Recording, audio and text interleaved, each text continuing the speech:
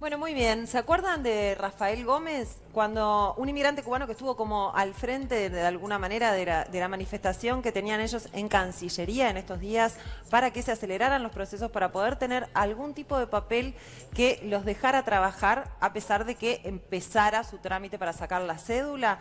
Él conversó con Leo Pedrousa, que fue quien estuvo allí en Cancillería, y estamos viendo imágenes de ese momento, con nosotros en el móvil. Y bueno, y ahora, como nos llegaron muchísimos mensajes y nos gustaba poder conversar un poco más con él y conocerlo de primera mano, es que está invitado aquí.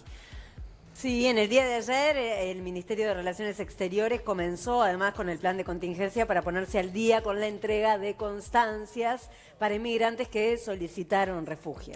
Y para darle algunos datos, en lo que va del año 2018, ingresaron en el país 8.700 cubanos, egresaron 3.600, lo que nos da un total de 5.100 en nuestro país.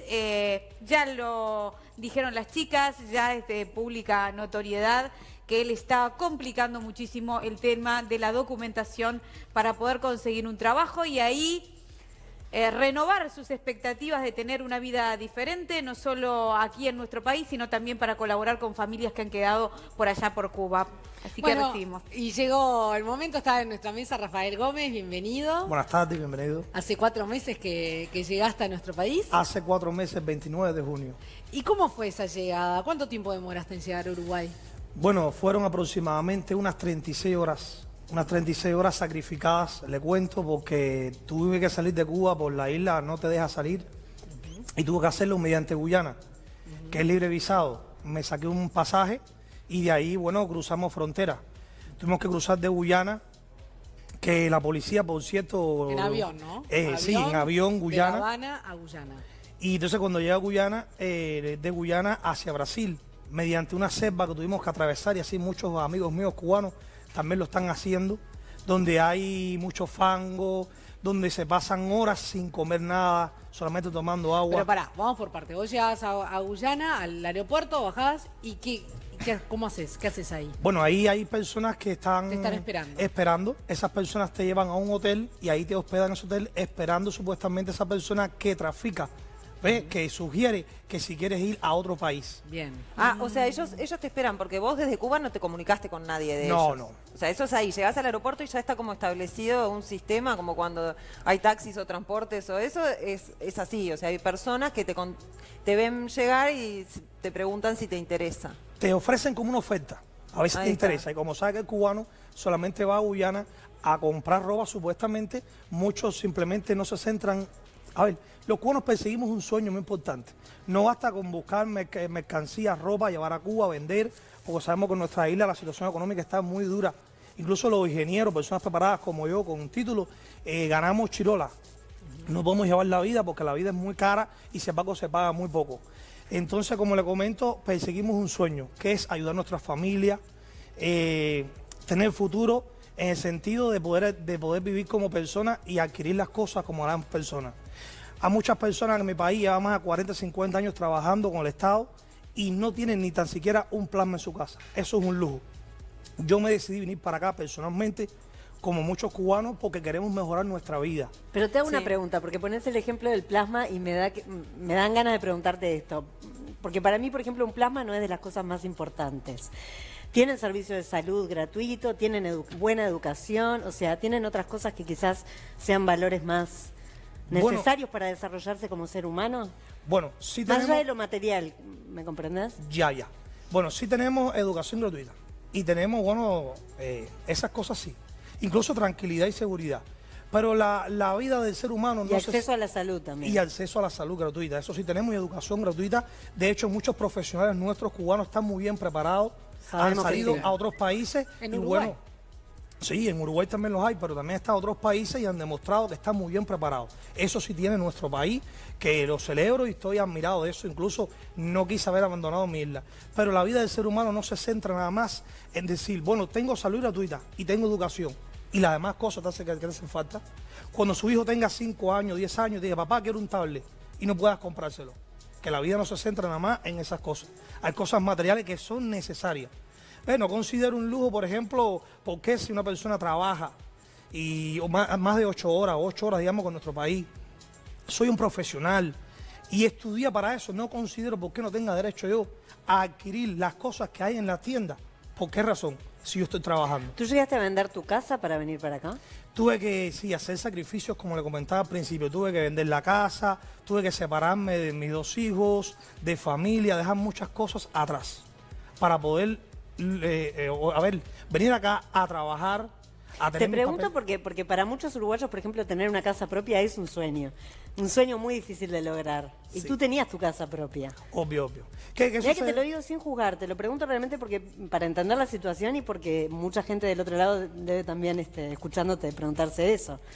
Bueno, en Cuba todo el mundo, casi todo el mundo tiene casa, pero quizás hay casas y casas.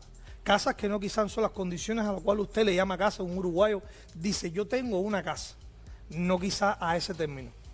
¿A cómo me refiero? Eso sí, pero que simplemente una casa que no puedes remodelar, que te corren más de 30, 40 años está igual, ¿entiendes?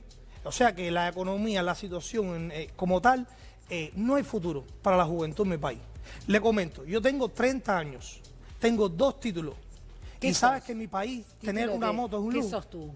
¿Qué Bueno, estudiaste? Yo estudié, soy ingeniero ¿Ingeniero? en telecomunicaciones y soy técnico medio en contabilidad. 2 ¿Y títulos. trabajabas de eso en Cuba? Sí, trabajé en el Palacio de Computación de Informática, daba clases a alumnos, más de 15, 20 alumnos, les daba clases, pero mi salario obviamente no alcanzaba con los precios de los cuales estaban las cosas. ¿Cuál era tu salario por mes? Mi salario era $30 al mes, ¿se imagina? Y entonces, y un pantalón me costaba $25. ¿Volverías a Cuba a vivir? Porque No. el otro día estuve con una cubana que está trabajando acá en Uruguay en servicios de compañía, ¿no? Y ella es maestra, me comentó Sí. que es maestra. Entonces, algo que le provocaba cierto rechazo, que decía, a veces hablan tan mal del país y después resulta que quieren volver al país, ¿no? Por aquello de la nostalgia, porque es tu patria, porque es tu lugar en el mundo. ¿Vos qué me decís en ese caso cuando ganás tan poco y vivís tan mal? Bueno, en mi caso particular, no quisiera vivir en mi país hasta que la situación como tal, o el sistema o las cosas cambien. Mientras que se mantengan las cosas igual no quisiera. Quisiera ir de visita, porque no es para menos que los cubanos venimos acá porque perseguimos un sueño. Nuestro sueño es poder laburar, es lo primero. Porque si exigimos la cédula, como usted vio en el documental, estuvimos, no es porque queremos para acá a buscar por hacer un problema, ni para el Estado, ni para la sociedad, ni somos personas pacíficas. Simplemente perseguimos nuestros derechos. ¿Qué? La cédula. Porque con ese documento todos sabemos que puedes laburar, o somos personas laburadores, que con más de 60 años en nuestra isla nos hemos esforzado, hemos trabajado, pero no vemos desgraciadamente nuestros resultados. ¿Qué es lo que pensás que va a pasar acá en nuestro país? ¿Por qué elegiste este destino? Bueno, porque aquí en este país, trabajando, laburando como se debe. De y lo que tú esforzándose. estudiaste de ingeniero en telecomunicaciones. Sí. Bueno, mi vida puede cambiar en muchos sentidos. Incluso puedo ayudar económicamente a mi familia. Por ejemplo, el primer salario mío que yo cobre, yo envío para Cuba $50, tengo a mi familia contenta, comiendo, feliz y con las cosas que le hacen falta. ¿Le faltaba para comer? Claro, no alcanzaba el salario para ¿Pasan nada. hambre? Sí, pasan hambre. ¿Cuánto se compra con $50 en Cuba? En Cuba compras carne, pagas la corriente, el agua, que capaz que, bueno, para vestir no da porque en Cuba hay 2 lemas, o te vistes o comes. No puedes hacer las 2 cosas al mismo tiempo, es imposible. Es todo un desafío. Pero por lo menos con esos $50 que puedo mandar a mi familia, los tengo acomodados económicamente. Rafael, ¿cuánto puede salir un surtido semanal de una familia promedio en Cuba? Digo, para que también la gente se imagine Tenga y una pueda idea. evaluar. Bueno, aproximadamente se necesita semanal Sí. en Cuba para que una Para familia... comer, ¿no? Para comer, no hablo de lujos. No. Comer, algo importante, necesario. Necesita aproximadamente 600 a 700 pesos cubanos, que son al cambio unos $25. ¿Y cómo hacen con un salario de 30 o de 40? Esa es la cuestión por la cual nosotros los cubanos estamos tanto interesados en venir para acá para ayudar a la familia. Bueno, la clave está que los cubanos, aunque quieran trabajar, aunque quieran laburar bastante, más de las horas, no pueden vivir con su salario. ¿Qué tienen que hacer? Hacer otros negocios, por lo cual... otros Como por negocios- ejemplo ir a buscar ropa a Guyana y venderla en la isla. Ahí por está. ejemplo, digo. Por un ejemplo por citar. Y otros muchos más en la isla que hacemos, que todos son prohibidos para el Estado. Quiere decir que no basta con decir, bueno, yo soy un profesional, yo estudié, voy a vivir de mi salario dignamente, ayudar a mi familia. Es imposible, porque no tienes la ¿Qué posibilidad. pasa si se enteran? Bueno, si se enteran de acá, De que estás haciendo ese tipo de negocios aparte como para tener un sobresueldo. bueno, eso te puede costar una multa de 1.500 pesos, que es un salario quizás de un médico que posiblemente no lo cobre. Va solo hasta ahí, como digamos, hasta una multa, nada más que eso, ¿no? Hasta una multa. Y depende del hecho que el negocio que estés realizando. Otro negocio que fuera con los bienes del Estado, o acaso otro negocio que por leyes que hay en mi país se van, preso puedes ir también. Sin importar las familias que tenga. Hay muchos cubanos amigos míos, tengo el caso de uno que, bueno, tenía un almacén del Estado, porque todo es del Estado, todos los bienes del Estado, nada particular. Yo no puedo tener mi negocio propio personal, porque es un desafío tenerlo, todo es ilegal. Entonces, para que compres en la shop y las cosas como son y venderlas es imposible. Ni un cubano te puede pagar un precio de lo cual tú lo compras en la shop y le sacas algo por encima. Es decir, que es difícil la isla sobrevivir. ¿Quiénes, Rafael, no pasan hambre en Cuba? Bueno, en mi país las únicas personas que viven bien, y lamentablemente es una realidad, y no es que yo quiera hablar algo que no es, porque yo soy una persona muy sincera y digo la realidad, aunque sea mi tierra. No puedo decirte que lo que es blanco es azul. Yo digo lo que es, cueste lo que cueste y sea lo que sea. Bueno, las personas que viven bien en mi país son los altos dirigentes, como por ejemplo tenientes coroneles, capitanes, las personas del gobierno son las personas que viven bien. ¿Por qué viven bien? Le explico. Su salario tampoco le alcanza para nada. Pero simplemente ellos, como tienen poder, pueden hacer ciertas cosas autorizadas, como decimos los cubanos. ¿Cómo qué? Por ejemplo, Otros negocios. autorizados, y la autoridad no le hace nada porque simplemente esa persona trabaja en el gobierno, esa persona trabaja en el partido, esa persona es primo de Raúl, primo de Vilmespín, es teniente coronel de un capitán que luchó en la Sierra Maestra, y cuando lo llevas para allá le dice, no, él no. Y a mí sí. Ah, pues así a mí me multa, y a él no, porque luchó en la Sierra, yo no luché en la Sierra. Y entonces hay cierta desigualdad. También hay figuras de la cultura y del deporte que si son afines al régimen, régimen, viven viven muy bien. totalmente distinto que el resto, ¿no? O eso me parece Bueno, saber. O eso sea, hay vale. barrios hay lugares como privados y hay autos de alta gama también que no se ven en las calles cubanas, pero sí algunos lo tienen, ¿no? Bueno, en la isla, fuera de las personas del gobierno y fuera de los militares, algunos deportistas de alto rango viven bien, entre comillas. ¿Por qué? Porque, a ver, el medio de vida de Cuba es muy duro. En el sentido que, por ejemplo, usted sale ahora con $50 a la Shopee y lo que llevas a tu casa es unas habitas así de comida. No es nada. ¿Ves? Y entonces los deportistas, al estar en la isla, tienen muchas familias que tienen necesidades.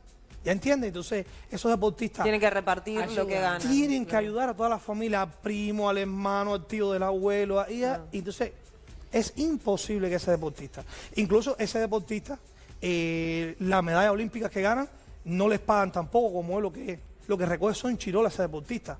Tampoco le da. Entonces los deportistas pueden tener capaz con un auto, comprarlo, o que les da el gobierno, el Estado, pero su vida no es la mejor para el rendimiento que ese deportista da. Ahora, de hecho, muchos deportistas han abandonado la isla por eso mismo. Sí. Y no es que seamos contrarrevolucionarios, seamos malos, no, por lo menos. Es que todos tenemos sueños y queremos realizarlos. Ahora, Rafael, en los últimos años, y especialmente, hace unos cuantos años, digamos que Cuba explotó como un destino comercial, turístico, digamos, ¿no? Sí. Empezó a explotarse más de lo que estaba. ¿A dónde va todo ese dinero de ese turismo que entra? Porque también están los grandes hoteles, los all inclusive, entonces Eso, hay hay- como una dicotomía, una Que el contradicción. turista tiene todo, según Y el dicen, ¿no? El turista tiene turista todo. recibe todo. De hecho, en mi país, usted misma que es turista, usted tiene derecho a muchas cosas y es una persona tan importante más que yo que soy cubano de la misma isla. Es increíble que a un inmigrante se le dé tanto valor en mi isla. ¿Ve? Se le da. ¿Qué pasa con esto? Hay muchas instalaciones hoteleras en Cuba. Como por ejemplo tenemos en Pinar del Río Viñales, tenemos en La Habana hoteles, Meliacoiba, Copacabana, muchos que para acá les voy a mencionar. Una cantidad de hoteles que se invierte un platal inmenso. Entonces, sin embargo, nos dicen a los cubanos, no, el periodo especial, hay un bloqueo de los Estados Unidos para Cuba, por eso la situación está mala. Sin embargo, los turistas lo tienen todo. Sin embargo, los turistas se trata como reyes. Ahora, la plata que se recoge, que es bastante, el pueblo no la ve. Simplemente es justificarnos con que el bloqueo de los Estados Unidos hacia Cuba. ¿Ustedes creyeron que con la muerte de Fidel algo iba a cambiar? ¿O No. sabían que no? Nah, yo estaba completamente convencido de que nada iba a cambiar. Que todo iba a seguir igual porque, ¿qué pasa? Que es un sistema que ellos pelearon en la sierra, que lucharon, que se sacrificaron en verdad supuestamente por la libertad de Cuba, y bueno, ya están armando y ya eso no tiene cambio porque ¿qué pasa? Es heredado de familia en familia. Los Castro y los Castro. De ahí no va. Entonces, el que está ahora supuestamente por la opinión pública que se le exigió que ¿por qué los Castro? ¿Por qué no otro apellido? Se puso a Díaz-Canel, que es el presidente Díaz-Canel. de Cuba, Sí, claro. pero ese es un títere ahí. Tiene que hacer lo que dice Raúl Castro jubilado en su casa sentado. Es un cronograma dirigido. Es como decir un panfleto. Tienes que decir esto y esto. Y si no haces lo que yo quiero, te quito aunque seas presidente.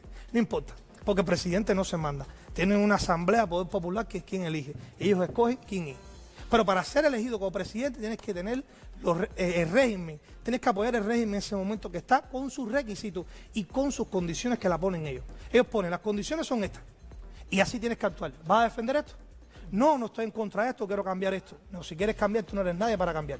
Aquí nosotros que peleamos en la sierra. Eso es 60 años, sí. Hay una visión desde esta parte del mundo o de mucha gente de que los cubanos están como contentos o que viven bien, por una parte, pero ahora esta corriente migratoria está dando, digamos, dando un poco vuelta esa idea, ¿no? ¿Por qué pensás que la gente pensaba eso? Bueno, mi país todo es apariencia, a ver cómo lo pudiera decir. Y hay un gran mártir de nuestra tierra, no sé si usted lo conoce, llamado José Martí. Sí, claro. Bueno, José Martí dijo que cuando un pueblo emigra a otro es porque sobra el presidente. Y bueno, cuando usted ve que tantos cubanos quieren salir de la isla y abandonarla, es porque la situación no es buena. Entonces, la apariencia que usted ve en la tele, las cosas que usted ve, mucha hipocresía se vive en Cuba, mucha hipocresía. Yo soy una de las personas sinceras que incluso en mi país he sido sacado de mi trabajo. Me han, digamos, que presionado, me ha perseguido la seguridad del Estado, me tiran fotos de lejos, me intimidan de cierta forma, ¿entiendes? Pero yo no me importa un bledo, ¿entiendes? Porque realmente ellos no me resuelven ningún problema, tengo que resolvérmelas yo. ¿Cómo estás viviendo aquí en nuestro país en este momento? ¿Estás en una pensión, en un cuarto con muchos otros cubanos o inmigrantes? Contanos un poco. Bueno, debido a la situación que, bueno, uno vino para acá para perseguir los sueños, tuve que venir hacia acá y entonces aquí uno se encuentra en situaciones que como no tiene los documentos, la cédula como tal, para poder laburar y estar en mejores condiciones, debido a que se está demorando el trámite, por cuestiones que muchos inmigrantes lo entendemos, pero tuve que vivir en una pensión, como yo, todos los cubanos mayormente, para poder ahorrar algo de plata. Una pensión que, por ejemplo, aprovechándose de la situación que tenemos nosotros, muchos uruguayos son jefes de pensiones, o digamos encargados de pensiones. Nos cobran 4.000 pesos en una pensión con 5 o 6 personas en literas, con un baño hasta para 12 personas, con una cocina para cocinar 12 personas, uno arriba de otro, viendo cómo nos cocinamos las comidas para ahorrar 4 pesos, porque no podemos alquilar un apartamento. Me quedó pendiente, vos vendiste tu casa allá y ¿dónde está viviendo tu familia? Bueno, la casa era mía propia, mi familia vive en su casa, la mía era personal. Ah, bien. Que me la hice yo poco a poco, con mi sacrificio, con 4 o 5 negocios con los cuales que ya llegó un momento que no pude seguir porque, como te decía, hay mucha persecución, es difícil la vida para tener una casa en Cuba, porque la situación del dinero está muy mala. Te agradecemos mucho, Rafael, por venir a compartir tu historia. Mucha suerte. Muchas gracias. Mucha suerte, además.